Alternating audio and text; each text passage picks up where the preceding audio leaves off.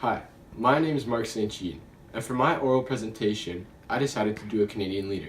The Canadian leader I chose was Gordie Howe. Today, to start off, we're going to talk about his early life to show you where he started to where he ended up. Gordie was born March 31st, 1928 in Floral, Saskatchewan. He grew up poor during the Great Depression.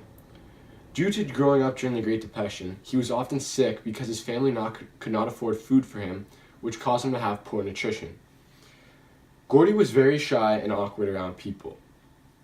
At the age of 5, he received his first pair of hockey skates, and this is where it all started for Gordie.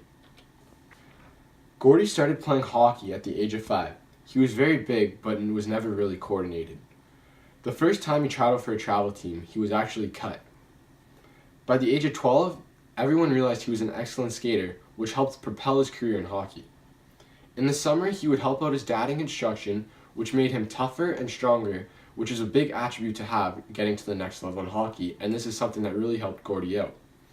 By the age of 15, he was already 6 feet tall and 200 pounds. I'm now going to talk about how Gordie impacted the game of hockey. He showed that you have to be an all-around hockey player, and you can't be just a goal scorer or a playmaker. You need to do everything. You even have to be a little physical sometimes to be an all-around hockey player. He set standards for which NHL scouts need to look for today in players. He impacted hockey in Michigan and made Detroit what it is today, known as Hockey Town. He created the Gordie Howe hat trick, which is a goal, an assist, and a fight. It was the reason the NHL Players Association began. He impacted players' salaries because people didn't understand why the greatest player wasn't making the most amount of money. He impacted younger generations like Wayne Gretzky and Steve Yzerman.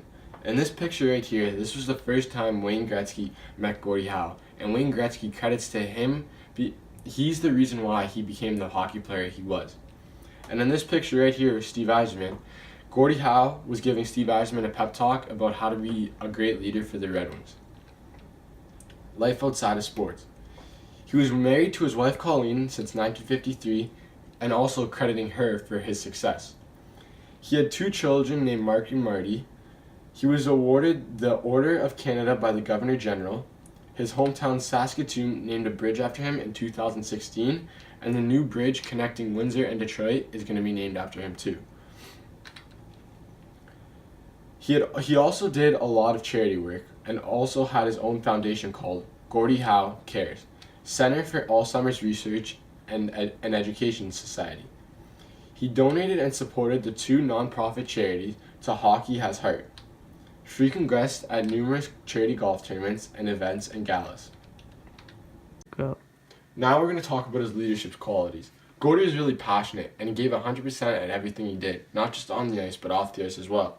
He was also really skillful. He showed a lot of people that he could do things that most players couldn't.